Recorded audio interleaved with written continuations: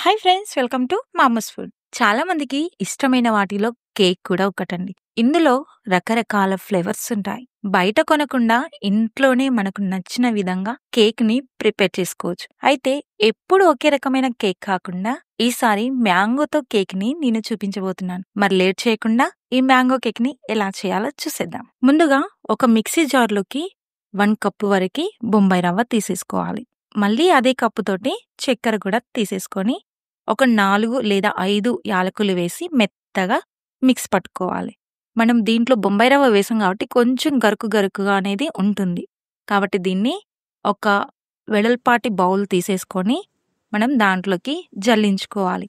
మనకెంత మెత్తగా ఉంటుందో పౌడర్ మనకంత మంచిగా వస్తుంది కేక్ కూడా.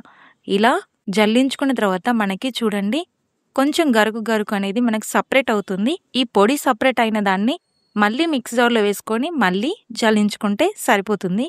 ఇప్పుడు ఈ పౌడర్ ఉంది కదా, ఇప్పుడు దీన్ని పక్కన పెట్టేసుకొని ఇక్కడ నేను ఒక మ్యాంగోని తీసుకున్నాను. మ్యాంగో కేక్ చేస్తున్నాం కాబట్టి ఒక్క మ్యాంగో అయితే మనకు సరిపోతుంది. ఈ మ్యాంగోని చిన్నగా ముక్కలు కట్ చేసుకొని ఒక మిక్సీ జార్లోకి తీసుకోవాలి. మనం ఏ కప్పుతోనైతే బొంబాయి రవ్వ చక్కెర తీసుకున్నామో అదే కప్పు వరకు మ్యాంగో ముక్కల్ని తీసేసుకోవాలి. అలానే ఒక కప్పు వరకు పాలను కూడా దీంట్లో వేసేసుకొని మెత్తగా మిక్స్ పట్టుకోవాలి. ఈ మ్యాంగో మిశ్రమాన్ని ముందుగా పొడి చేసుకున్న దాంట్లోకి వేసేసుకొని మొత్తం కలిసేటట్టుగా బీట్ చేసుకోవాలి. ఇప్పుడు దీంట్లోకి మనం కొద్దిగా పాలను పోసుకుంటూ కలిపేసుకోవాలి. మన కన్సిస్టెన్సీ అనేది మన కేక్ని ఎలా అయితే ప్రిపేర్ చేసుకుంటామో అదే విధంగా కన్సిస్టెన్సీ మనకు కొంచెం లూజ్గా ఉండకూడదు, అదే విధంగా టైట్గా కూడా ఉండకూడదు. మనకు మీడియం సైజులో మనకు కన్సిస్టెన్సీ అనేది రావాలి. ఇప్పుడు దీన్ని ఒక అరగంట సేపు మనం పక్కన పెట్టేసుకోవాలి. మనం అరగంట సేపు మనం పక్కన పెట్టేసుకుంటే చాలా మంచిగా వస్తుంది మనకి కేక్. ఇప్పుడు అరగంట తర్వాత చూడండి దీన్ని మళ్ళీ బీట్ చేసుకొని దీంట్లోకి 1 spoon baking powder, 1/2 spoon baking soda వేసి దీన్ని మొత్తాన్ని కలిపేసుకోవాలి. మనకి ఇక్కడ గట్టిగా ఉంటే, ఒకవేళ మీకు గట్టిగా అనిపిస్తే ఇంకో కొద్దిగా పాలు పోసుకొని కలిపేసుకోండి. మనకు కొంచెం లూజ్ కాకుండా కొంచెం కన్సిస్టెన్సీ ఈ విధంగా రావాలి. ఇప్పుడు కేక్ ప్రిపేర్ చేయడానికి కేక్ టిన్ని తీసుకొని దీంట్లోకి 1 స్పూన్ వరకు నెయ్యి వేసి దీన్ని మొత్తానికి అప్లై చేసుకొని బటర్ పేపర్ ఉంటే బటర్ పేపర్ వేసేసుకొని దానికి కూడా నెయ్యి అప్లై చేసుకోవాలి. ఒకవేళ లేకపోతే పొడి పిండి ఏదైనా చల్లుకుంటే సరిపోతుంది. ఇప్పుడు దీంట్లోకి మనము తయారు చేసుకున్న మిశ్రమాన్ని వేసేసుకొని ఎయిర్ బబుల్స్ లేకుండా ఈ టిన్ని కిందికి అంటే సరిపోతుంది. ఎయిర్ బబుల్స్ అనేటివి పోతాయి. ఇప్పుడు మందపాటి బౌల్ తీసుకొని దాంట్లోకి ఒక చిన్న గిన్నె దాంట్లో పెట్టేసుకోవాలి. ఇలా ఈజీ ప్రాసెస్ అండి. ఇలా చేస్తే కూడా మనకు మంచి రిజల్ట్ కూడా వస్తుంది. ఇప్పుడు దీంట్లో కేక్ టిన్ని నెమ్మదిగా పెట్టి అంచులు మనకి అంటకుండా కొంచెం గ్యాప్ ఉండేలాగా చూసుకొని దానిపైన మూత పెట్టేసి మధ్యలో అంటే ఒక అరగంట తర్వాత ఒక చాక్ తోటి గుచ్చితే మనకి తెలిసిపోతుంది ఈ కేక్ మనకు రెడీ అయిందా అనేది. ఈ కేక్ మనకి 40 మినిట్స్ లో మనకి రెడీ అవుతుందండి.